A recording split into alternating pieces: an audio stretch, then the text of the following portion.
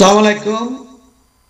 আপনাদের সকলকে আমি আমন্ত্রণ জানাচ্ছি আজকের ক্রিমিনাল লয়ের উপর এই আইন বিষয়ক অনুষ্ঠান ক্রিমিনাল জাস্টিস প্রোগ্রাম দেখবার জন্য। আমি Azam and co solicitor principal solicitor Shafiul Azam. Criminal justice programme অনুষ্ঠিত হয় প্রতি রোববার দুপুর 12:30 থেকে 2টা পর্যন্ত। রোববার আমি লাইভ প্রোগ্রাম করি, অর্থাৎ আমরা এটা আপনার লাইভ প্রোগ্রাম যদিও আমি করি স্টুডিওতে না আসলেও এটা এখন স্কাইপ লিংকের মাধ্যমে আমি করি।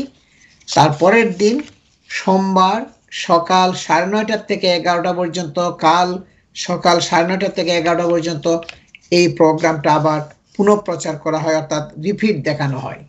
সুতরাং প্রতি রবিবার দুপুর 12:30 থেকে 2টা পর্যন্ত এবং সোমবার সকাল 9:30 থেকে 11টা পর্যন্ত আপনারা ক্রিমিনাল লয়ের উপর এই আইন বিষয়ক অনুষ্ঠান ক্রিমিনাল জাস্টিস প্রোগ্রাম দেখতে পারেন। 2002 সালে আমি আজম এন্ড কো সলিসিটরস ফার্ম প্রতিষ্ঠিত করেছি। দীর্ঘ সে অনেক বছর ধরে আমি শুধু ক্রিমিনাল লয়ের উপরে প্র্যাকটিস করে আসছি। আমার স্পেশালিজম হচ্ছে ক্রিমিনাল লয়ের উপর, তাই এই প্রোগ্রামে আমি শুধু ক্রিমিনাল ল বিষয়ে আলোচনা করি। কনফিডেন্সিয়ালিটি ব্রিচ হওয়ার রিস্ক থাকে বলে, অর্থাৎ টেলিভিশনের মধ্যে মানুষের কেসের বিষয়াদি ডিসকাস করলে বললে, যেহেতু এটা পুলিশ কেস, এতে অনেক সমস্যা হতে পারে, অনেক রিস্ক হয়ে যায়, যার জন্য আমি লাইভ প্রোগ্রামের মধ্যে কোনো প্রশ্ন আমি নিই না। একজন স্পেশালিস্ট ক্রিমিনাল ডিফেন্স সলিসিটর হিসাবে আমি অনেক বছর ধরে ম্যাজিস্ট্রেটস কোর্ট, ক্রাউন কোর্ট এবং কোর্ট অফ অ্যাপিলে ছোট বড় অনেক ধরনের কেস করে আসছি। আমার সে অনেক বড় কেসগুলো এদেশের নিউজ মিডিয়া এবং অন্যান্য ব্রডকাস্টিং প্লেসে আপনার ব্রডকাস্ট হয়েছে। তাই কমিউনিটির মেম্বারদের কাছ থেকে প্রায় সময়ই আমার কাছে বিভিন্ন প্রশ্নাদি আসে, আর সে প্রশ্নসমূহের উপর গুরুত্ব দিয়ে আমি ক্রিমিনাল জাস্টিস প্রোগ্রামের আলোচনার বিষয়গুলো ঠিক করি।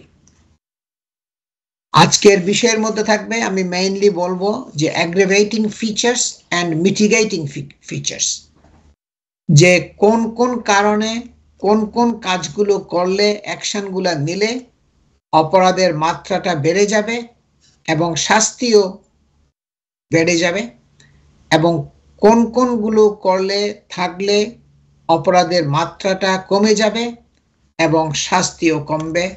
সেই অ্যাগ্রাভেটিং ফিচার্স এবং মিটিগেটিং ফিচার্স গুলো আমি আজকে ডিসকাস করব।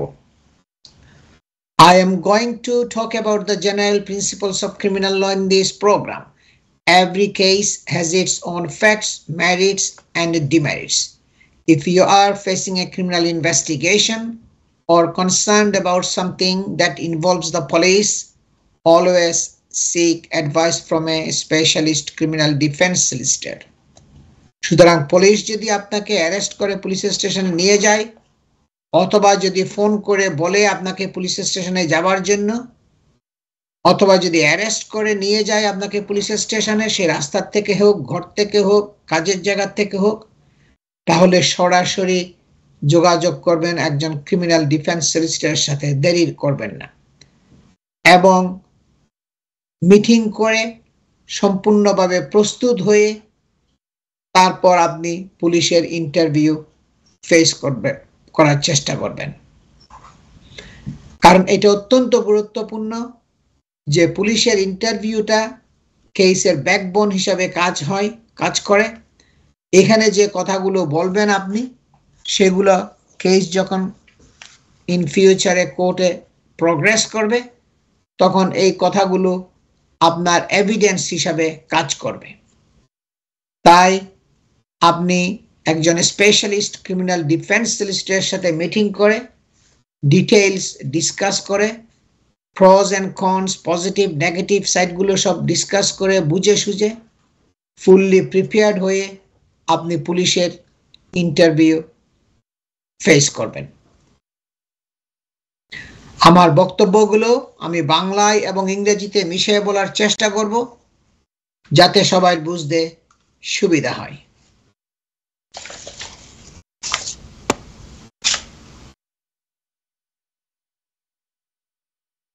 Being arrested, prosecuted, or investigated for a criminal offense can have a huge impact on your personal and professional life. আপনাকে যদি গ্রেফতার করে, আপনার বিরুদ্ধে যদি কোনো ফৌজদারি মামলা হয়, অথবা আপনার বিরুদ্ধে যদি কোনো তদন্ত হয়, পুলিশি তদন্ত হয় একটা ফৌজদারি অপরাধের জন্য, ক্রিমিনাল অফেন্সের জন্য, এটা একটা হিউজ ইম্প্যাক্ট, প্রভাব পড়বে আপনার ব্যক্তিগত জীবনের উপরে এবং পেশাগত জীবনের উপরে। Even relatively minor allegations can have enormous and long-lasting consequences on your career. এমনকি তুলনামূলকভাবে ছোটখাটো কোনো অপরাধও যদি আসে, মাইনর এলিগেশনও যদি হয়, এটা আপনার একটা বিশাল প্রভাব আপনার ক্যারিয়ারের উপরে পড়তে পারে এবং একটা long lasting consequence you can have on your career, যেটা অনেক সুদূর প্রসারী, অনেক দীর্ঘ সময়ের একটা কনসিকুয়েন্স, পরিণতি আপনাকে ভোগ করতে হবে এবং আপনার ক্যারিয়ারের উপরে সেটা দীর্ঘমেয়াদী একটা আঘাত আসতে পারে। Plus private life and ultimately your liberty, আপনার ব্যক্তিগত জীবনের উপরে, পারিবারিক জীবনের উপরে, এবং যদি আপনি দোষী সাব্যস্ত হন, তারা যদি আপনাকে কোর্টে দোষী সাব্যস্ত করে জুরি ট্রায়ালের মাধ্যমে অথবা ম্যাজিস্ট্রেট কোর্টের ট্রায়ালের মাধ্যমে, তাহলে আপনাকে হয়তো প্রিজনে যেতে হবে। তার মানে আপনি আপনার স্বাধীনতা হারাবেন, আপনি সোসাইটির মধ্যে, কমিউনিটির মধ্যে থাকতে পারবেন না, আপনাকে ওই প্রিজনের মধ্যে থাকতে হবে। So it is important to have a specialist criminal defense solicitor from the outset. এই জন্য এটা অত্যন্ত গুরুত্বপূর্ণ যে একজন স্পেশালিস্ট ক্রিমিনাল ডিফেন্স সলিসিটরের কাছ থেকে আপনি শুরু থেকেই অ্যাডভাইস নেবেন এবং ওই অ্যাডভাইস নেওয়ার পরে তার যে আপনাকে গাইডেন্স বা অ্যাডভাইস যেটা দিবে সেগুলো ফলো করে আপনি আপনার কেসটাকে প্রোগ্রেস করবেন।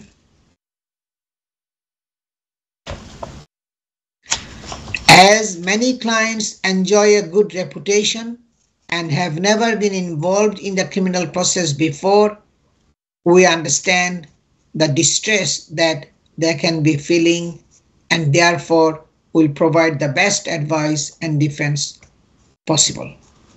And you need the specialist solicitor who will provide the best advice and defense possible.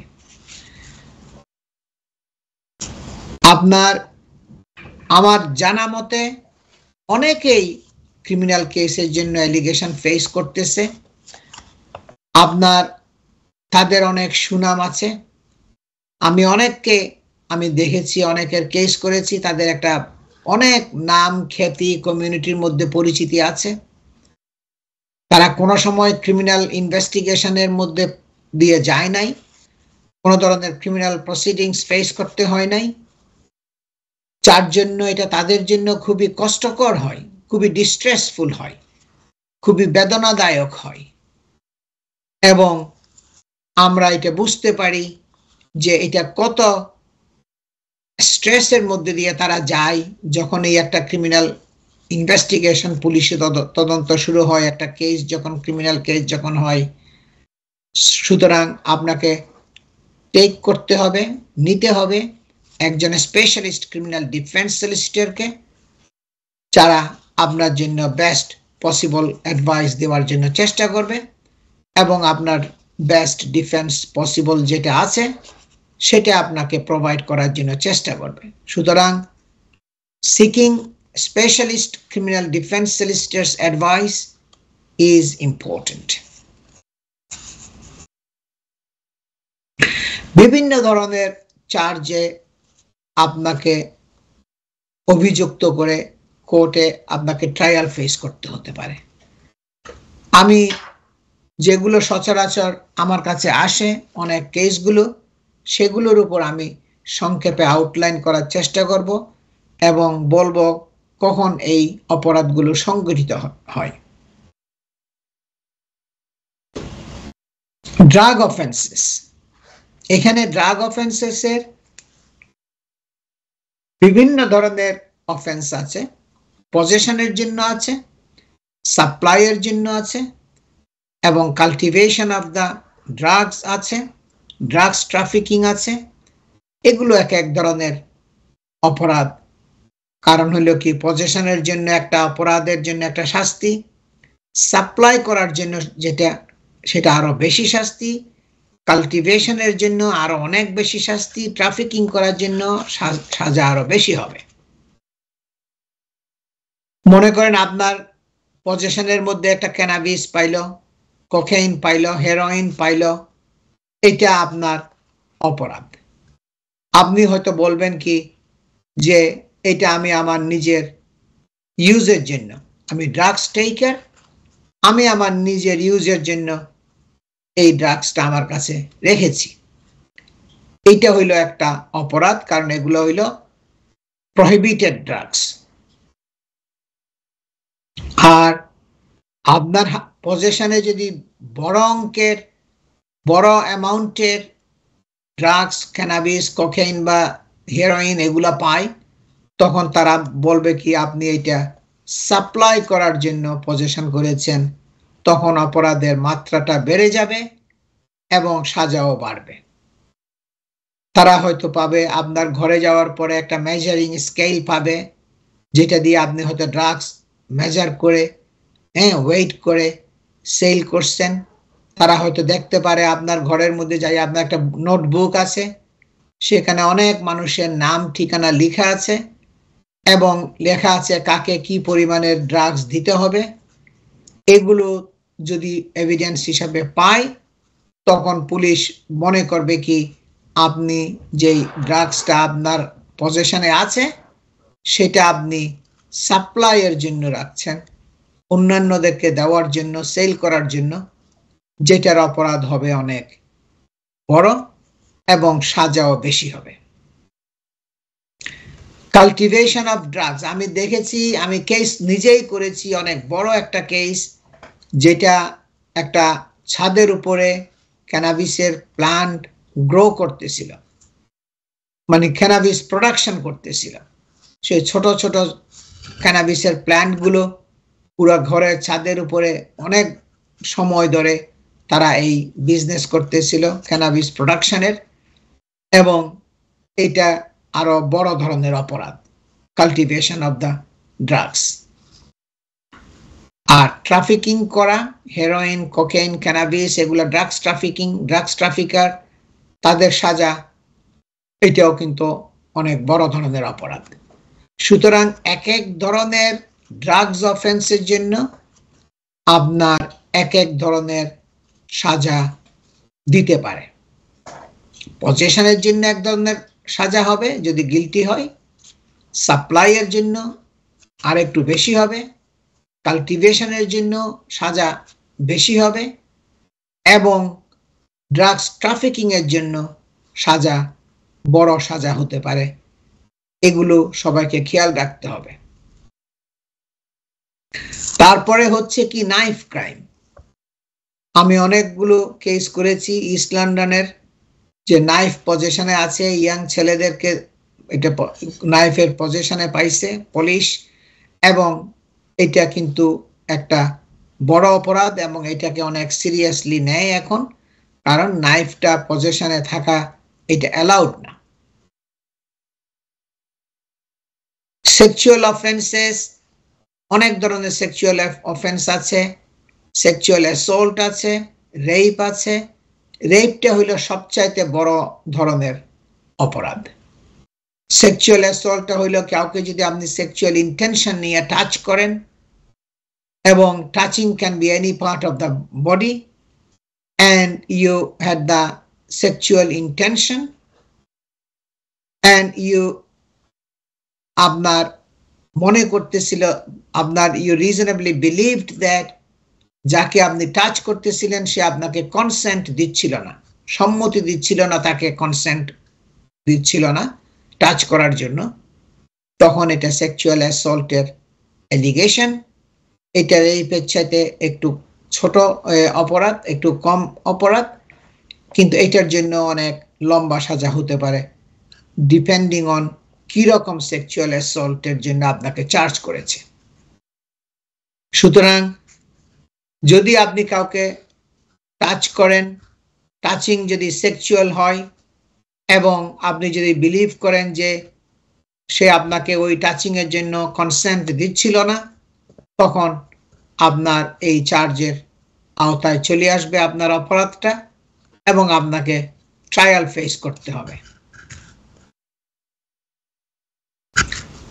Rape হইল কি, এটা হইল মোর সিরিয়াস, এখানে পেনিট্রেশন হয় এবং এটার জন্য দীর্ঘমেয়াদী সাজা ভোগ করতে হয় যদি আপনার গিলটি প্রমাণিত হয়। মার্ডার, এটা হইল খুবই সিরিয়াস অফেন্স। মার্ডার এবং ম্যানস্লটার এই দুইটা, এগুলোর জন্য মার্ডারের জন্য আপনার ম্যান্ডেটরি লাইফ সেন্টেন্স যদি কনভিক্টেড হয়। ফ্রড, বিভিন্ন ধরনের ফ্রড আছে, আপনারা মনে রাখতে হবে এগুলোর জন্য দীর্ঘমেয়াদী শাস্তি তো হবেই, প্লাস কনভিক্টেড হলে কনফিসকেশন প্রসিডিংস হবে, যে আপনার সসম্পদ যেগুলো আছে সেগুলো বাজেয়াপ্ত করে, সেগুলো সেল করে তারা পয়সা উদ্ধার করবে, কারণ পুলিশ মনে করে কি আপনি ফ্রডের জন্য কনভিক্টেড হয়েছেন, আপনার যেই সম্পদ যে অ্যাসেটগুলো আছে এগুলো সব ফ্রডের থেকে উপার্জিত পয়সা, সুতরাং এগুলো আপনার রাখার কোনো লিগ্যাল রাইট থাকবে না, এগুলো তারা রিকাভারেবল অ্যাসেট বলে তারা এগুলো রিকাভার করবে, সবগুলো সিজ করবে, রেস্ট্রেইন করবে, আপনি সেল করতে পারবেন না, এবং সেগুলো সিজ করার পরে তারা সেল করবে, যেটা করতে হয় পয়সাগুলো রিয়ালাইজ করবে। ইন্স্যুরেন্স ফ্রড আছে, এটা আপনি ফলস ইনফরমেশন দিয়ে যদি ইন্স্যুরেন্স নেন অথবা কোনো ম্যাটেরিয়াল ইনফরমেশন যদি আপনি উইথহেল্ড করেন, তখন আপনার ইন্স্যুরেন্সটা ভয়েড হয়ে যাবে, বাতিল হয়ে যাবে, এবং অনেকে আপনার পারপাসলি ইন্টেনশনালি অ্যাক্সিডেন্ট করে এবং সেটা ইন্স্যুরেন্স কোম্পানির কাছ থেকে পয়সা ক্লেম করে, এগুলো হলো আপনার মোর সিরিয়াস ফ্রড, যে আপনি নিজে ইচ্ছে করে প্ল্যান করে একটা অ্যাক্সিডেন্ট করেছেন গাড়িটাকে ড্যামেজ করার জন্য এবং পরে সেটা ইন্স্যুরেন্সের থেকে ক্লেম করেছেন, এগুলো হলো ইন্স্যুরেন্স ফ্রড। মর্টগেজ ফ্রড আছে, যে মিসরিপ্রেজেন্টেশন করে মর্টগেজ নেওয়া, ফলস ইনফরমেশন দিয়ে মর্টগেজ নেওয়া, অথবা ম্যাটেরিয়াল ইনফরমেশন, অনেক ইনফরমেশন যেগুলো আপনার ডিসক্লোজ করার দরকার ছিল সেগুলো আপনি ডিসক্লোজ করেন নাই মর্টগেজ নেওয়ার সময়। এই সমস্ত সিচুয়েশন যদি হয় তখন আপনাকে মর্টগেজ ফ্রডের জন্য চার্জ করতে পারে এবং কোর্টে আপনার ট্রায়াল ফেস করতে হতে পারে, ইভেন আপনার ক্রাউন কোর্টের মধ্যে। মানি লন্ডারিং, এটা হইলো আপনাদের সবার জানা আছে যে এটা হলো সোর্স অফ দ্য মানি, যে আপনার সোর্স অফ দ্য মানি কোনো এক্সপ্লেনেশন নাই, এটা একটা অপরাধের মধ্যে পড়বে, যেটা মানি লন্ডারিং এর অপরাধ। মনে করেন একজন ড্রাগস ডিলার, সে ড্রাগস ডিলিং করে ইনকাম করে মনে করেন 5 মিলিয়ন পাউন্ড পার ইয়ার। এখন এই যে ড্রাগসের পয়সা যেটা সে উপার্জন করলো, এটা দিয়ে তো সে গাড়িও কিনতে পারে না, বাড়িও কিনতে পারে না, কোনো ক্যারাভানও কিনতে পারে না, বোটও কিনতে পারে না, কারণ এটা তো ইল্লিগাল পয়সা, ব্ল্যাক মানি আপনার সে উপার্জন করলো 5 মিলিয়ন পাউন্ড আপনার ড্রাগসের থেকে। তখন সে কি করবে, সে এই পয়সাগুলোকে একটা অ্যাসেটের মধ্যে সে ইনভেস্ট করলো, মনে করেন একটা ল্যান্ডের মধ্যে ইনভেস্ট করলো, বা একটা আর একটা জায়গা কিনলো বা ঘর কিনলো, সেখানে ইনভেস্ট করলো। তাইলে দেখা যায় যদিও সে মালিক, ঘরের মালিক, কিন্তু ঘরের আসল যে সোর্স অফ দ্য মানি, এটা ক্রিমিনাল প্রসিডস থেকে আসছে। সে ঘরের মালিক বা একটা ল্যান্ডের মালিক আছে, কিন্তু ল্যান্ডটা যে কিনছে এবং ঘরটা যে কিনছে সেটা আপনার ড্রাগসের পয়সা দিয়েই কিনছে। যদিও এখন মনে হচ্ছে কি যে এখন তার বাড়ির মালিক, সে পয়সাটা লিগাল, বাড়ির দাম যদি মনে করেন 500,000 পাউন্ড হয়, তাহলে এইটা ইকুইটি আছে 500,000 মনে করেন, এটা তো সে তার মালিক, তার বাড়ি, এটা এখন যদিও সে বলবে, কিন্তু আসলে তো সেই বাড়ির উৎস, কিনার পয়সার যে উৎস, সেটা আসছে ড্রাগসের মানির থেকে। সুতরাং ওই মানিটাকে হাইড করে লেজিটিমেট দেখানোর জন্য সে এখানে একটা ঘর কিনে এটা দেখানোর চেষ্টা করছে, কিন্তু এটা মানি লন্ডারিং এর মধ্যে পড়বে।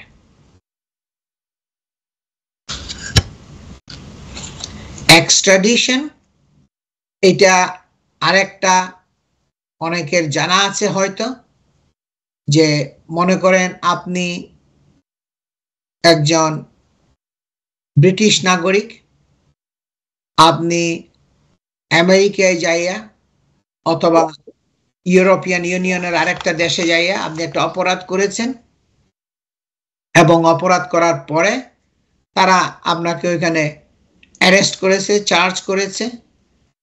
এখন আপনি এমন একটা দেশে আপনি অপরাধ করছেন, মনে করেন যেখানে ল অ্যান্ড অর্ডার ভালো না, তখন ইউকে তাকে এই দেশের মধ্যে পাঠাইয়া দেওয়ার জন্য, অথবা ওই দেশ তাকে বলবে যে আমার দেশে তাকে রাখতে দেওয়া হোক। আমি এটা আরো একটু এক্সপ্লেইন করব না, আমি বিভিন্ন অপরাধগুলো নিয়ে আউটলাইন করছিলাম গত সেগমেন্টে, এবং আমি বলছি কি being arrested, prosecuted or investigated for a criminal offense can have a huge impact on your personal and professional life. এবং আমি অনেকগুলো অপরাধের আউটলাইন করেছি: drug offences, knife crime, sexual offences, murder, fraud, money laundering এবং extradition আমি শুরু করেছিলাম, কিন্তু ওইটা আমি শেষ করতে পারি নাই সময়ের অভাবে ফার্স্ট সেগমেন্টে। এক্সট্রাডিশনটা হচ্ছে একদম সংক্ষেপ যেটা আমি বলবো, মনে করেন একজন নাগরিক, ব্রিটিশ নাগরিক, সে অথবা ব্রিটিশ বা ব্রিটিশ রেসিডেন্ট হইতে পারে, একদম ফুললি যে ব্রিটিশ সিটিজেন হতে হবে এমন কোনো কথা নাই। সে একটা অপরাধ সংগঠিত করেছে মনে করেন বাংলাদেশে, এবং বড় ধরনের একটা অপরাধ করেছে। অপরাধ করার পরে সে বাংলাদেশ থেকে পালাইয়া লন্ডনে চলে আসছে। এখন বাংলাদেশ গভর্নমেন্ট ইউকে গভর্নমেন্টকে বলবে, এই ব্যক্তিটা তো এখানে বড় একটা অপরাধ করেছে, তোমরা আমাদের কাছে তারে পাঠাও, ফেরত পাঠাও, তাহলে তার বিচার আমরা এখানে করতে পারবো। তাহলে বাংলাদেশ গভর্নমেন্ট ওই ব্যক্তিকে ফেরত চাইবে ব্রিটিশ গভর্নমেন্টের কাছ থেকে। তখন ওই ব্যক্তি যদি মনে করেন আমার কাছে আসে, আমি তখন বাংলাদেশ গভর্নমেন্টকে আমি যে এক্সট্রাডাইট করার জন্য কেস করেছে সেটা আমি বলবো কি না, তোমাদের এখানে আমার এই লোক যেতে পারবে না, তোমাদের এখানে গেলে কোনো ফেয়ার ট্রায়াল পাবে না, সেখানে কোনো ল অ্যান্ড অর্ডার ঠিক নাই, প্রপার জাস্টিস সিস্টেম নাই, অনেক আপনার আনফেয়ার ট্রায়াল হবে এবং তার লাইফের উপরে একটা রিস্ক হবে, যেহেতু সে এখানে ফেয়ার ট্রায়াল পাবে না, যার জন্য আমরা তাকে তোমাদের এখানে পাঠাবো না। এইগুলোকে বলে এক্সট্রাডিশন কেস। প্রায় সময় দেখা যায় যে পলিটিক্যাল পার্সোনালিটি যারা আছে তারা দেশ থেকে চলে আসে, এবং তাদের বিরুদ্ধে অনেক কেস থাকে বাংলাদেশের মধ্যে, তখন বাংলাদেশ গভর্নমেন্ট ব্রিটিশ গভর্নমেন্টকে বলবে যে এই ব্যক্তিকে আমাদের কাছে ফেরত দেওয়া হোক, কারণ তার বিচার বাংলাদেশে হতে হবে।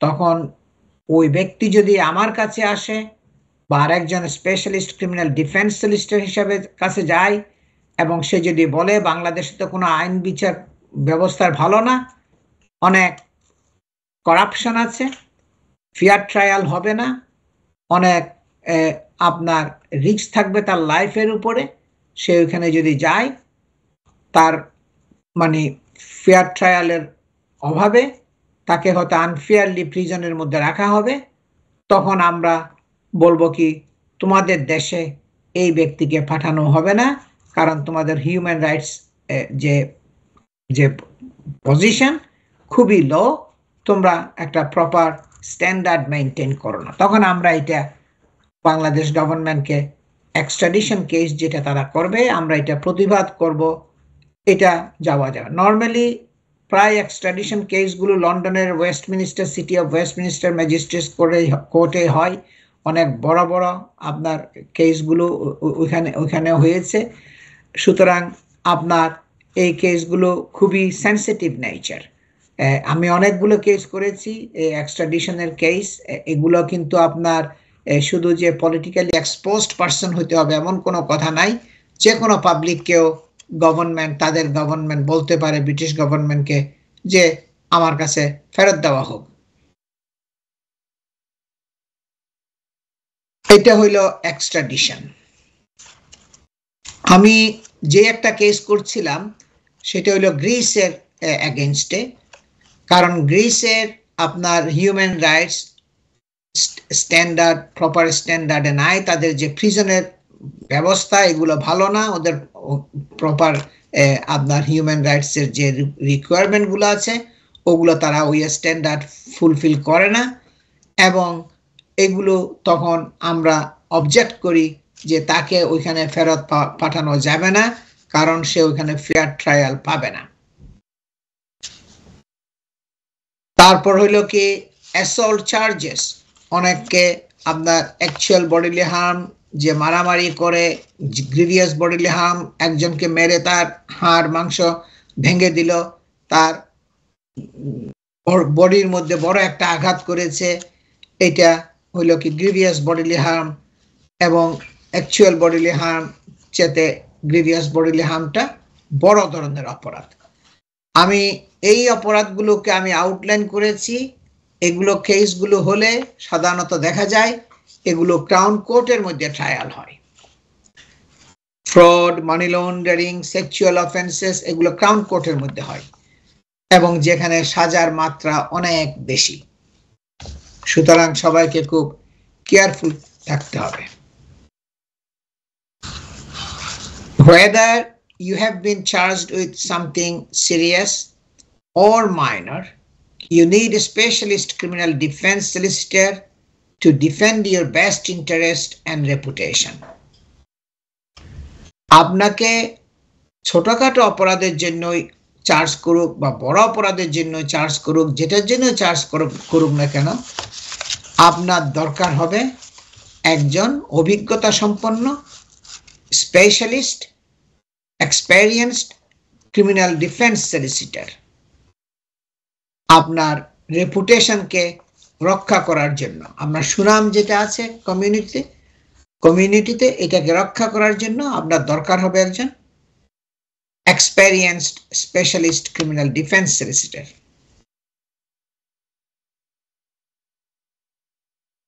Whatever your background and whatever your circumstances, who will fight to help you defend yourself against the accusation and charge. আপনি যেই ব্যাকগ্রাউন্ড থেকে আসুন না কেন, সেটা আপনি আফ্রিকান হন, এশিয়ান হন বা ইংলিশ হন, যেই ব্যাকগ্রাউন্ডের হন না কেন, যেই পরিস্থিতিতে আপনি থাকেন না কেন, যে ক্রিমিনাল ডিফেন্স সলিসিটর আপনাকে ডিফেন্ড করবে এবং আপনার অ্যাকুজেশন যেটা ওইটা থেকে আপনাকে ডিফেন্ড করার জন্য চেষ্টা করবে সো আপনার দরকার হবে specialist experienced criminal defense solicitor. We understand that being arrested can be confusing and frightening. আমি অনেককে দেখেছি, অনেকে কোনো সময় এই ক্রিমিনাল প্রসিডিংস ফেস করে নাই। এটা অনেক সময় কনফিউজিং, খুব বিভ্রান্তিকর হয় এবং তাদের জন্য খুবই ভীতিজনক হয়, বিভ্রান্তিকর এবং খুবই ভীতিজনক হয়।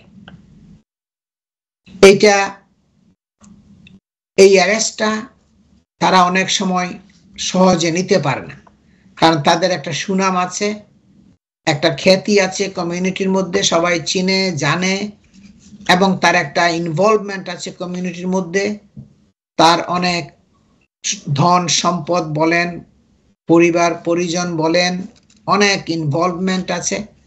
সুতরাং এটা তার জন্য খুবই, যখন এই অ্যারেস্ট হয় তখন সে খুবই ভীতিগ্রস্ত হয়ে যায়, খুবই ভীতিজনক পরিস্থিতির সৃষ্টি হয়। Specialist criminal defense solicitors will answer your questions and put your mind at ease. আপনি যদি অভিজ্ঞতা সম্পন্ন স্পেশালিস্ট ক্রিমিনাল ডিফেন্স সলিসিটরকে এনগেজ করেন আপনার কেসের জন্য, তারা আপনাকে বিভিন্ন প্রশ্নাদির উত্তর দিবে, আপনার যে প্রশ্নসমূহ থাকবে সেগুলোর উত্তর দিবে। আপনার মাইন্ডটাকে অনেক কনফিউশনের মধ্যে যখন থাকবেন, এই প্রশ্নগুলোর উত্তর পেলে আপনি আর ওই কনফিউশনের মধ্যে, বিভ্রান্তিকর অবস্থার মধ্যে থাকবেন না, আপনি একটা ইজ অফ মাইন্ডের মধ্যে থাকবেন, একটা স্বস্তিকর অবস্থা, স্বস্তি থাকবে, আপনার মানসিক স্বস্তি থাকবে যখনই আপনি আপনার বিভিন্ন প্রশ্নাদির উত্তর যখন আপনার সলিসিটর আপনাকে বুঝাইয়া বলবে যে এইটা ভয় পাওয়ার দরকার নাই, এই অপরাধের জন্য এইটা হইতে পারে, এইটা করলে এইটা পরিণতি হইতে পারে, এবং এইটা করবেন না, এটা করাটা উচিত না। যখন আমরা সবগুলো আপনার কোয়েরির উত্তর দিব, কোয়েরিজগুলোর অ্যাড্রেস করব, তখন আপনি একটা স্বস্তিকর, আপনার মানসিক একটা শান্তির মধ্যে থাকবেন at least. It is best to have a quality legal advice right from the beginning, so no costly mistakes are made. Who will give you clear, straightforward advice from the start. এটা খুবই দরকার। আপনার এই ধরনের অপরাধ, বড় ধরনের অপরাধের জন্য আপনাকে চার্জ করলে, যে ট্রায়াল ফেস করতে হলে ক্রাউন কোর্টের মধ্যে, আপনাকে গুণগত অভিজ্ঞতা সম্পন্ন ক্রিমিনাল ডিফেন্স সলিসিটরকে এনগেজ করতে হবে আপনাকে রিপ্রেজেন্ট করার জন্য, এবং যত তাড়াতাড়ি শুরু থেকে আপনি সেটা করবেন, তাইলে কোনো মিস্টেক হওয়ার আর পসিবিলিটিটা থাকবে না। যদি কেস প্রোগ্রেস করে কোর্টের মধ্যে, তখন অনেক সময় দেখা যায় অনেক মিস্টেক আপনি করেছেন, যেগুলো সংশোধন করা কঠিন হয় বা সংশোধন করা সম্ভব হয় না। এই জন্য আপনাকে একজন অভিজ্ঞতা সম্পন্ন ক্রিমিনাল ডিফেন্স সলিসিটরকে এনগেজ করতে হবে, যে আপনাকে সবসময় ক্লিয়ার এবং সোজাসুজি যে আনসার, যে কোয়েরিজগুলো থাকবে সেগুলোকে অ্যাড্রেস করবে, আপনাকে একটা মেন্টাল একটা ইজের মধ্যে রাখার চেষ্টা করবে।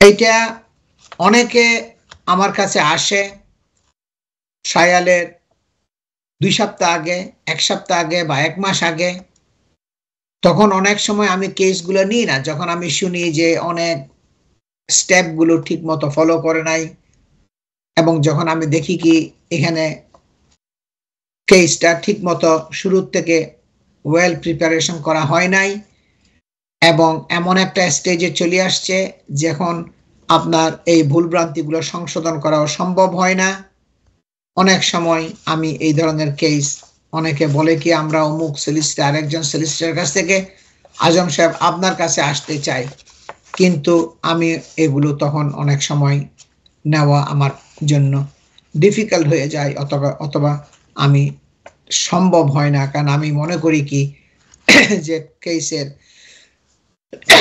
অনেকগুলো ভুল ভ্রান্তি করা হয়েছে। কারণ এটা অত্যন্ত গুরুত্বপূর্ণ।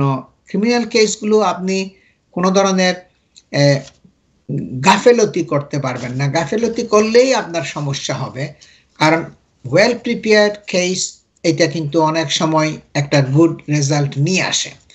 অনেক সময় আপনি যদি ঠিক মতো প্রেজেন্ট করেন কেস, আপনার এভিডেন্স যদি ঠিক মতো দেন, সমস্ত আপনি ইনফরমেশনগুলো যদি জুরি ট্রায়ালের সময় এক্সপ্লেইন করেন, আপনাকে যদি ক্রস এক্সামিনেশনের সময় প্রশ্নাদি যদি ঠিক মতো উত্তর দেন, তাইলে দেখা যায় আপনার একটা গুড রেজাল্ট আসবে। এই জন্য আমি সব সময় খুবই চেষ্টা করি, যখনই আপনার যেই আমার ক্লায়েন্ট হোক না কেন, সে ছোট কেস হোক বড় কেস হোক, আমি সব সময় সচেষ্ট থাকি তাদেরকে পুরোপুরি প্রিপেয়ার করার জন্য, এবং ফুললি প্রিপেয়ার করে তারপর আমি তাদেরকে বলি কি আপনি এখন ট্রায়াল ফেস করবেন, আপনাকে এই এই বিভিন্ন প্রশ্ন আদি ফেস করতে হবে, এগুলোর জন্য আপনাকে রেডি থাকতে হবে।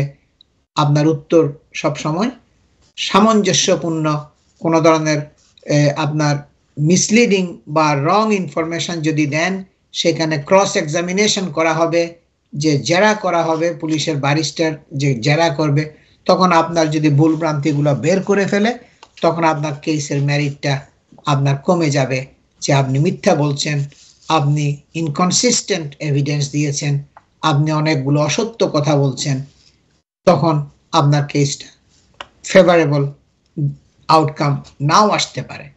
এই জন্য সবসময় খেয়াল রাখবেন, ওয়েল প্রিপেয়ার্ড হয়ে কোনো প্রশ্নাদি যদি থাকে সেগুলো সবসময় আমার কাছে জিজ্ঞেস করবেন, অথবা আপনার যেই সলিসিটর থাকুক।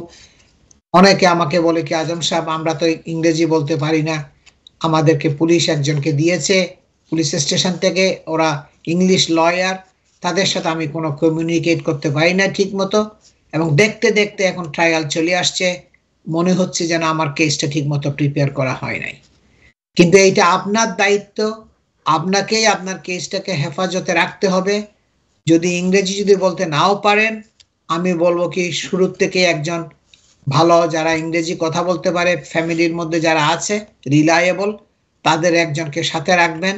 অনেক সময় তো ইন্টারপ্রেটার জোগাড় করা সম্ভব হয় না, যাদেরকে ফোন করবেন তাদের হয়তো ইন্টারপ্রেটার থাকবে না। আমার কাছে মনে করেন ইন্টারপ্রেটার দরকার হয় না, কারণ আমি তো একই ল্যাঙ্গুয়েজে কথা বলি, কিন্তু ইংলিশ সলিসিটররা অনেকে আমার কাছে বলছে কি যে আমি এটা কমিউনিকেট করতে পারি না। এই জন্য তাদের জন্য আমার অ্যাডভাইস হবে কি, আপনারা আত্মীয় স্বজনের ক্লোজ রিলায়েবল কোনো কেউ যদি থাকে যারা ভালো ইংরেজি বলতে পারে, তাদেরকে সবসময় শুরুর থেকেই আপনার সাথে রাখবেন, তাহলে কমিউনিকেট করতে সুবিধা হবে।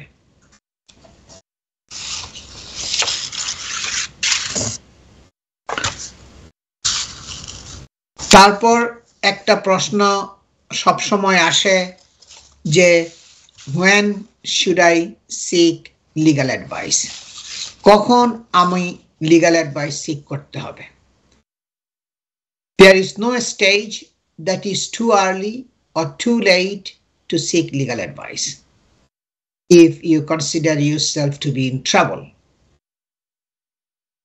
আপনি যদি মনে করেন আপনি একটা ট্রাবলের মধ্যে আছেন, একটা ঝামেলার মধ্যে আছেন, পুলিশ আপনাকে খুঁজতেছে, আপনার ঘরে আসছে বা অফিসে গেছে, আপনাকে বের করার জন্য চেষ্টা করতেছে, ধরার জন্য অ্যারেস্ট করার জন্য চেষ্টা করতেছে, তাহলে এখানে কোনো দেরি বলতে কোনো কথা নাই, আর্লি বলতে কোনো কথা নাই। আপনি in fact the earlier you get an experienced legal representative on board, the more likely you are to be avoiding any mistakes at the beginning of the proceedings that can come back to haunt you later if the case proceeds to the litigation. সুতরাং যত তাড়াতাড়ি আপনি legal advice sick করবেন ততই আপনার জন্য ভালো হবে। সলিসিটর আপনার কেসটাকে হেফাজতে রাখবে, লুক আফটার করবে, কোনো ভুল ভ্রান্তি হওয়ার সম্ভাবনা থাকবে না, কোনো মিস্টেক হওয়ার সম্ভাবনা থাকবে না। কারণ দেরিতে যদি আপনি লিগ্যাল অ্যাডভাইস সিক করেন, এটা অনেক সময় দেখা যায়, অনেক হতে পারে যে আপনার একটা প্রপার একটা ডিফেন্স ছিল, যেটা আপনি লেট হয়ে গেছে, আপনি হারিয়ে ফেলছেন। আপনার এই ডিফেন্সগুলো এখন আর প্রেজেন্ট করা সম্ভব হচ্ছে না, অনেক প্র্যাকটিক্যাল রিজনগুলো থাকে। এই জন্য যত তাড়াতাড়ি চেষ্টা করবেন এনগেজ করার জন্য একজন ক্রিমিনাল ডিফেন্স সলিসিটরকে, ততই ভুল ভ্রান্তি হওয়ার সম্ভাবনা থাকবে না, এবং কেসটা একটা লুকড আফটার করা হবে একজন অভিজ্ঞতা সম্পন্ন সলিসিটরের মাধ্যমে। এখন অনেকেই বলে কি যে আমরা তো জানি না কিভাবে কি করতে হবে, তার কারণটা হলো আমাদেরকে পুলিশে অ্যারেস্ট করার পরে পুলিশ যে লয়ার দিয়েছে, ওই লয়ার আমাদের সাথে বাংলায় কোনো কথা বলতে পারে নাই, এবং ইন্টারপ্রেটার ছিল অল্প সময়ের জন্য। তারপরে পুলিশের ইন্টারভিউর পরে ইন্টারপ্রেটারও আর কোনো যোগাযোগ হয় নাই, যার ফলে ইন্টারভিউর পরে আরো অনেক কথাবার্তা ছিল, অনেক কোয়েশ্চেনগুলো ছিল, সেগুলো আমরা করতে পারি নাই কমিউনিকেশনের আপনার ডিফিকাল্টির জন্য, যেটা আমরা ইংলিশ বলতে পারি না। এটা আমি শুরুতেই বলেছি, আপনাকে সবসময় যদি ইংলিশ না বলতে পারেন, আপনাকে সাথে একজনকে রাখতে হবে, কারণ এটা আপনার জীবন জীবিকার উপরে নির্ভর, আপনার রিস্ক থাকবে। আপনার কেস যদি আপনি ঠিকমতো প্রিপেয়ার করে ঠিকমতো প্রেজেন্ট না করেন, এবং যার জন্য আপনাকে যদি প্রিজনে যেতে হয়, তাহলে আপনি এবং আপনার পরিবারের সবাইকে এটা সাফার করতে হবে।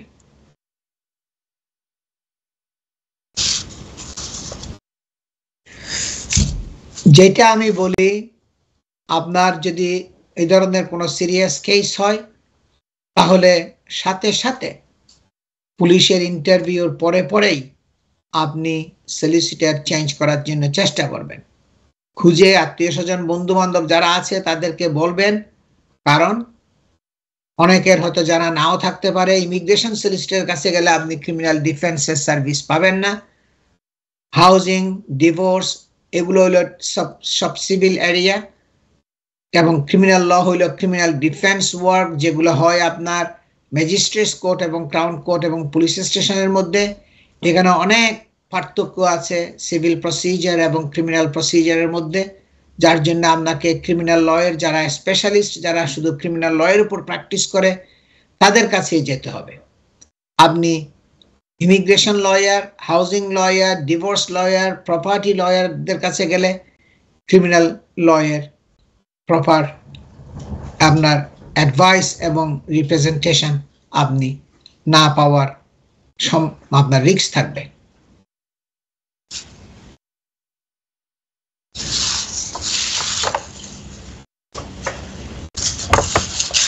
তারপর হলো কি অ্যাগ্রাভেটিং অ্যান্ড মিটিগেটিং ফ্যাক্টরস। এগুলো কি? অ্যাগ্রাভেটিং ফ্যাক্টরস গুলো হচ্ছে যে ফ্যাক্টরগুলো থাকলে একটা কেসের মধ্যে, একটা মামলার মধ্যে আপনার অপরাধের মাত্রাটা বেড়ে যাবে এবং সাজাও বাড়বে। মিটিগেটিং ফ্যাক্টরস গুলো হইল কি? যে ফ্যাক্টরগুলো থাকলে আপনার অপরাধের মাত্রাটা কমে যাবে এবং সাজার পরিমাণও কম হবে।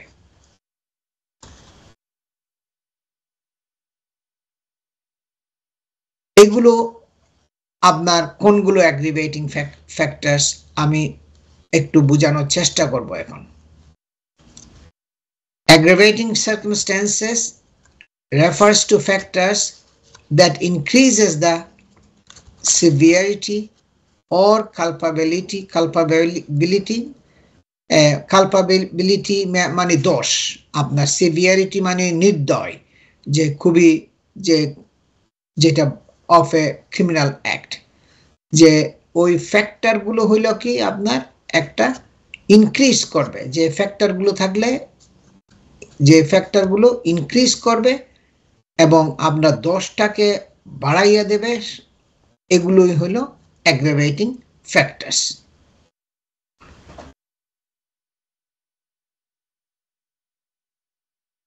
So severity or culpability. So আপনার যে সিরিয়াসনেস অফ দ্য অফেন্স এবং আপনার দোষ যেটা অপরাধ সেটাকে বাড়াইয়া দিবে যে ফ্যাক্টরগুলো থাকলে। Typically, the presence of an aggravating circumstances will lead to a harsher penalty or for a convicted criminal. সাধারণত the presence এই aggravating circumstance গুলো যদি থাকে, এই aggravating factor গুলো যদি একটা কেসের মধ্যে থাকে, এই সিচুয়েশন গুলো যদি দেখা যায়, তাহলে এটা আপনার সাজা will lead to a harsher penalty আপনার for a convicted criminal। যদি আপনি কনভিক্টেড হন, আপনার সাজা এতে বেড়ে যাবে, আপনার সাজার মাত্রাটা বেশি হবে এই ফ্যাক্টরগুলো যদি থাকে। মনে করেন আপনি কি ফ্যাক্টর এগুলো? একটা হইতে পারে offences committed whilst on bail for other offenses। এটা হইল কি আপনার একটা ফ্যাক্টর যেটা আপনার অপরাধের মাত্রাটাকে বেড়ে যাবে। আমি যে টপিক বলছিলাম অ্যাগ্রাভেটিং ফ্যাক্টরস এবং মিটিগেটিং ফ্যাক্টরস। অ্যাগ্রাভেটিং ফ্যাক্টরস কোনগুলো? যে ফ্যাক্টরগুলো থাকলে অপরাধের মাত্রাটা বেড়ে যাবে। যেমন মনে করেন offence committed whilst on bail for other offenses।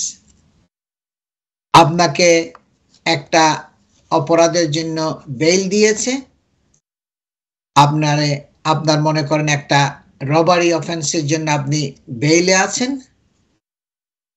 এই বেইলে থাকা অবস্থায় আপনি আবার আরেকটা অপরাধ সংগঠিত করেছেন, কিডন্যাপিং অফেন্স।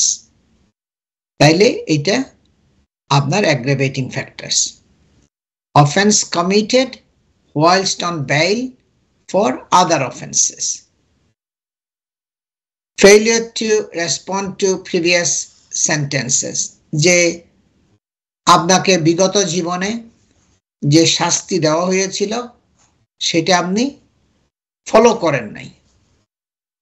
যে কোর্টের যে অর্ডার দিয়েছিল আপনাকে শাস্তির যে অর্ডার, ওইটাকে আপনি ঠিক মতো ফলো করেন নাই, আপনি ব্যর্থ হয়েছেন। ওই শাস্তিগুলোকে ঠিক মতো মানে আপনার ভোগ করা আপনার হয় নাই, আপনি ফেল করেছেন। Offense was racially or religiously aggravated। অফেন্সটা করা হলো এবং এমন সময় অফেন্স করা হলো তখন আপনি একজনকে ঘুষি মারছেন, মারার সময় আরো বলা হয়েছে কি you fucking Muslim or you fucking Christian। এই যে রিলিজিয়াস একটা যে কটাক্ষ করা হলো, এটা আপনার ঘুষি মারার অপরাধের সাথে আরো অপরাধটা আরো বেড়ে যাবে। যে আপনি তাকে যে বললেন ইউ আর ফাকিং, আপনার এই ধরনের এফ ওয়ার্ড ইউজ করলেন, আপনার মুসলিম অথবা খ্রিস্টান, আপনি একটা তাকে ধর্মের নাম দিয়ে, অথবা তাকে বলছেন আপনি black bastard or something like that, আপনি ঘুষি মারার সাথে। তাহলে এই যে রেশিয়াল এবং রিলিজিয়াস উক্তিগুলো করা হলো, এই তাকে যে ব্ল্যাক বলা হলো, তাকে যে আপনার মুসলিম বা খ্রিস্টান বলা হলো, এইগুলা যদি উক্তি করা হয় অপরাধের সময়, তখন আপনার এটা অ্যাগ্রাভেটিং ফ্যাক্টর হিসাবে কাজ করবে। আপনি যে ঘুষি মারছেন যেটা অপরাধ, সেটার জন্য যে সাজা হবে, সাজা আরো বেশি হবে ওই উক্তিটা কটুক্তিটা করার জন্য।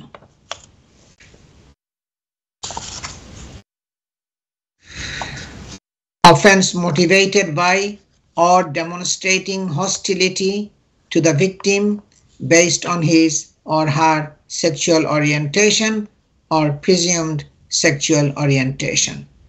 যে তাকে আপনি হস্টিলিটি, তাকে একটা খুব বৈরী ভাবাপন্ন দেখাইছেন কারণ তার সেক্সুয়াল ওরিয়েন্টেশনের জন্য, এবং অথবা প্রেজিয়াম সেক্সুয়ালিজম, তার মানে যৌন অভিযোজন, যেটা মনে করেন সে একজন গেই পার্সন, আপনি তাকে খুব গেই হিসাবে কটাক্ষ করছেন এবং তাকে হিট করছেন, ওইটা ওই কটূক্তিটা করে, এটাও আপনার অপরাধের মাত্রাটা বেড়ে যাবে।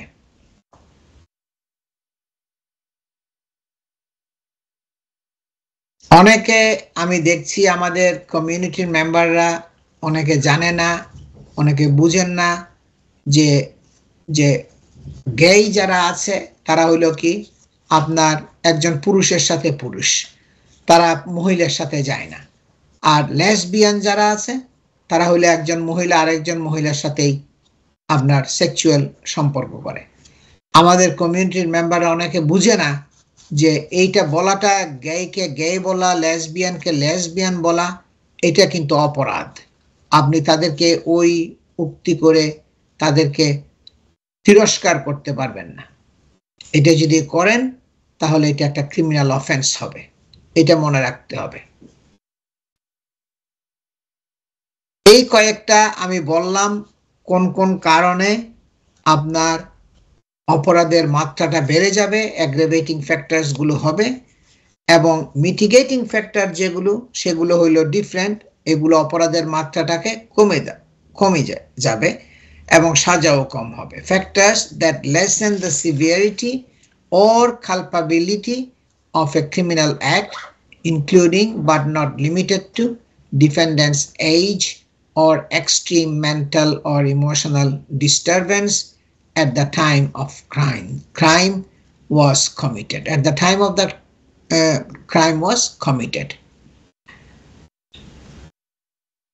এগুলো হইল কি আপনার অপরাধের মাত্রাটা কমে যাবে যদি আপনার মেন্টাল একটা ইনস্টেবিলিটি থাকে, আপনার এজ যদি খুব কম হয়, মনে করেন আপনি 10 বছর 11 বছর খুব অল্প বয়স্ক, একটা বয়স খুবই আপনার মিনিমাম, এখনো আপনার এখনো মানে ফুল এজ হয় নাই, 16 অর ওভার অর 17 অর 18 এই ধরনের এজ হয় নাই, এবং এজ হচ্ছে আপনার এখন 10 ইয়ার্সের মতো, এটাও একটা মিটিগেটিং ফ্যাক্টর হিসাবে কাজ করবে।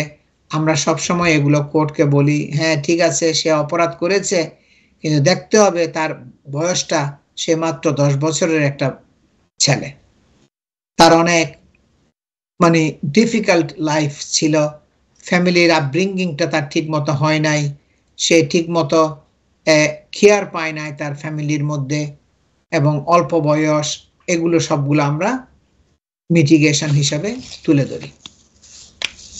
তারপর কেউ যদি মেন্টালি আনস্টেবল হয়, কারো যদি মেন্টাল মানে আপনার রোগ থাকে, মানসিক রোগী হয়, এগুলোও আমরা কোর্টকে বলবো তার মানসিক ভারসাম্যহীনতা আছে এবং এটা এই কেসের জন্য তার পক্ষে কাজ করাটা উচিত। তার মানসিক এই মেন্টাল ইলনেস জন্য, এই মানসিক ভারসাম্যহীনতার জন্যই সেই অপরাধটা করেছে, তার এটা অ্যাসেস করার কোনো ক্যাপাসিটি ছিল না, এবং এটা আমরা অনেক সময় একটা সাইকোলজিস্টের রিপোর্ট নিতে হয়, একটা সাইকিয়াট্রিস্টের রিপোর্ট যদি থাকে, এগুলো আমরা তুলে ধরি, এগুলো আপনার মিটিগেটিং ফ্যাক্টর হিসাবে কাজ করবে, এবং যদি কোর্ট অ্যাকসেপ্ট করে তাহলে সাজাও কম হবে।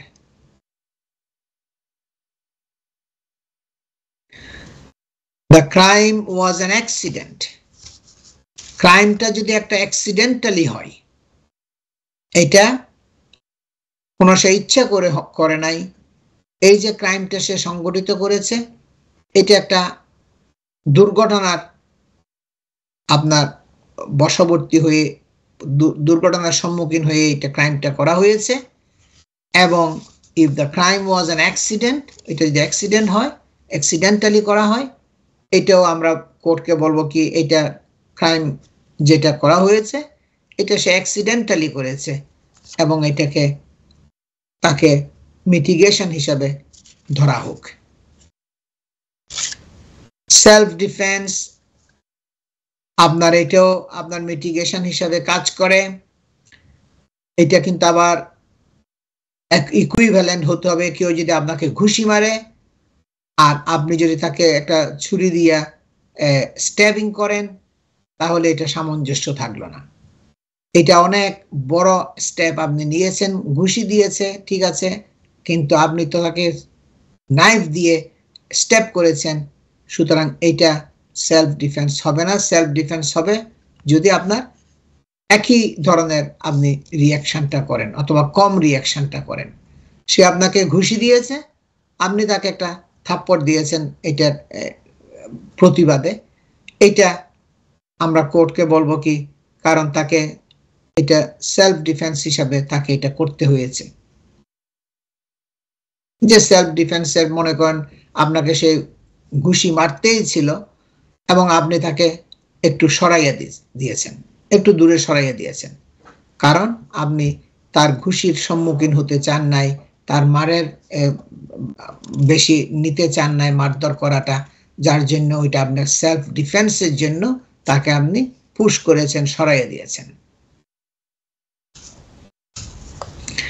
তারপরে মিটিগেশন হতে পারে provocation.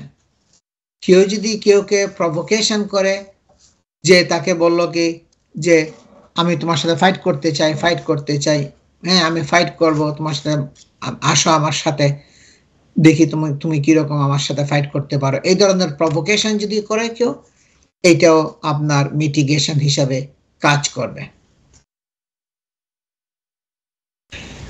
The defendant repented from his actions, এবং সে যদি খুবই অনুতপ্ত হয়, তার অ্যাকশনের জন্য যদি সে খুবই অনুতপ্ত হয়, যে আমি খুবই রিমোর্সফুল, আমি খুবই রিপেন্টেড, আমি খুব অনুশোচনা করি, অনুতপ্ত আছি এই ঘটনার জন্য, আমি খুব সরি আছি, এটাও কোর্ট কিন্তু একটা মিটিগেশন হিসাবে নিবে। Defendant making restitution to the victim of their crime, এবং যে ডিফেন্ডেন্ট যার বিরুদ্ধে ক্রিমিনাল কেস করা হয়েছে, সে যদি ভিকটিমকে একটা ক্ষতিপূরণ দেয়, যে তোমার আমি একটা এত বড় একটা, আমি তোমাকে আঘাত করেছি, ঘুষি মেরেছি, তোমার একটা এটা আমি তোমাকে একটা ক্ষতিপূরণ দিলাম, তোমাকে আমি এই পয়সাটা দিলাম, তুমি এই পয়সাটা রাখো, তুমি আমার উপর কোনো রাগ রাখো না, এটা হলো রেস্টিটিউশন, যে ক্ষতিপূরণ দেওয়া। এই ধরনের ক্ষতিপূরণ যদি দেয়, তখন সেটাও কোর্ট একটা মিটিগেশন হিসাবে নিবে। তার মানে এই নয় যে আপনাকে দোষ থেকে খালাস করে দিবে, কিন্তু এটা একটা আপনার অপরাধের মাত্রাটা একটু কমে যাবে, যেহেতু আপনি রেস্টিটিউশন করেছেন, আপনি ক্ষতিপূরণ দিয়েছেন অপরাধ করার পরে, এবং শাস্তিও আপনার একটু কম হবে।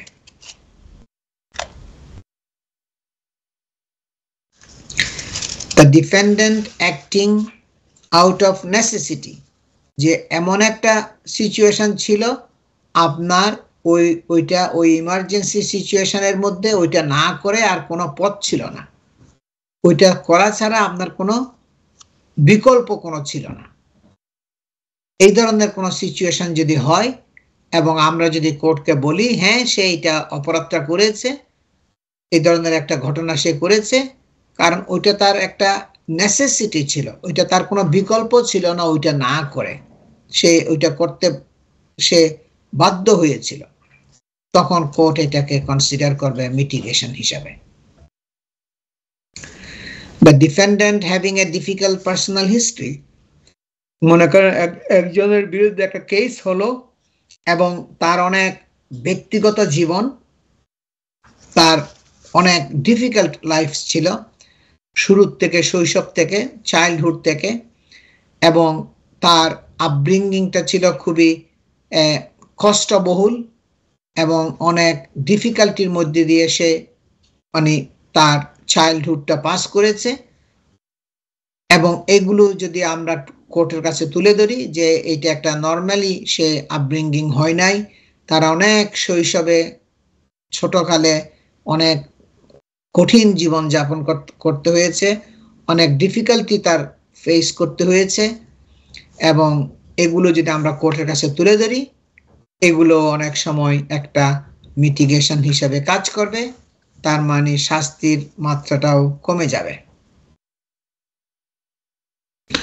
The defendant struggling with a drug or alcohol addiction. সে খুব স্ট্রাগল করতেছে কারণ সে ড্রাগস এডিক্ট হয়ে গেছে। এই ড্রাগস এডিকশনের জন্য তার একটা সমস্যার মধ্যে আছে।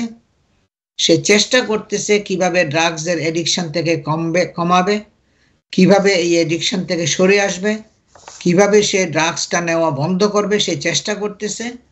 কিন্তু তার এই যে এডিকশনটা যেটা সে ড্রাগস নেওয়ার, এইটার জন্য তার অনেক প্রবলেম হচ্ছে, সে অনেক অপরাধগুলো সংগঠিত করতেছে, কিন্তু সে চেষ্টা করতেছে ড্রাগসটাকে বন্ধ করার জন্য এবং এগুলোকে তার ক্রিমিনাল অ্যাকশনগুলোকে কমাইয়ে আনার জন্য। এটাও কিন্তু আপনার মিটিগেশন হিসাবে কাজ করবে।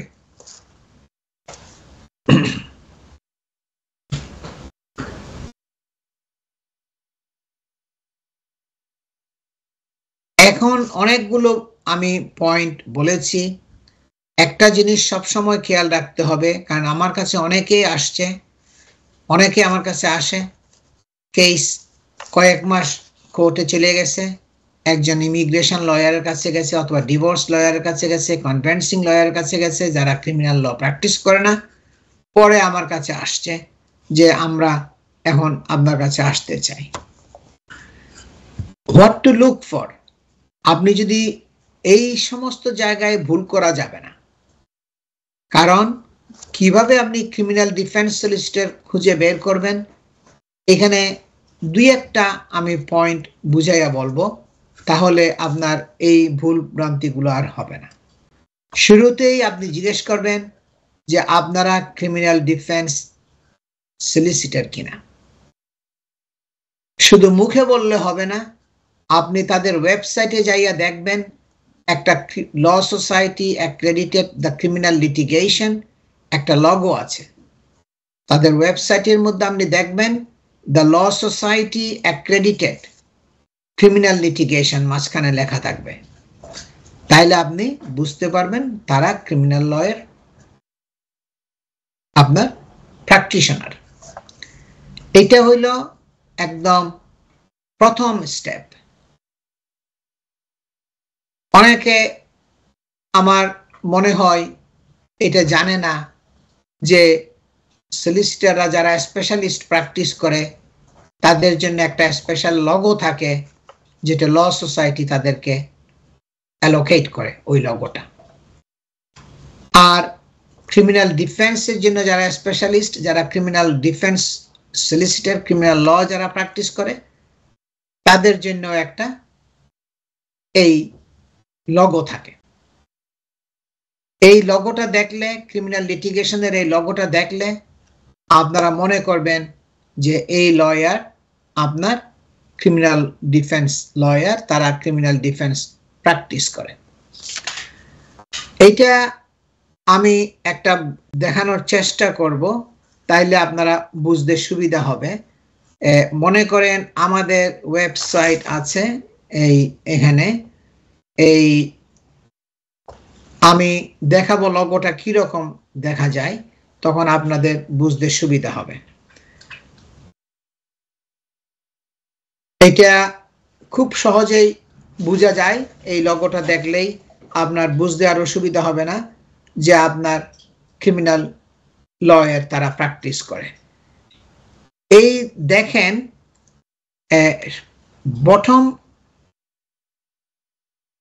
বটমে এই যে আমাদের ওয়েবসাইটের এই দেখছেন, এই বটমের যে আপনার আমার হাতের বাদিকে যে ক্রিমিনাল লিটিগেশন লেখা আছে, আর ওইখানে লেখা আছে দ্য ল সোসাইটি অ্যাক্রেডিটেড, এই লগোটা the law society accredited criminal litigation, এই লগোটা যদি আপনি দেখেন, এই যে ব্লু সাইন, ব্লু লগোটা, আমি আরো একটু এক্সপান্ড করে দেখানোর চেষ্টা করছি। আমি আর একটু এক্সপান্ড করলাম। এইটা দেখেন আপনারা, দ্য ল সোসাইটি অ্যাক্রেডিটেড লেখা আছে, একটা ব্লু রাউন্ড সিল সাইন, এবং পাশে দিয়ে লেখা আছে ক্রিমিনাল লিটিগেশন। ল সোসাইটি এই লগোটা আমাদেরকে দিয়েছে, আমরা এই লগোটা ইউজ করতে পারবো। যারা ক্রিমিনাল ডিফেন্স ল প্র্যাকটিস করে তারা এটা ইউজ করতে পারবে। এটা একটা আপনার বুঝার সুযোগ।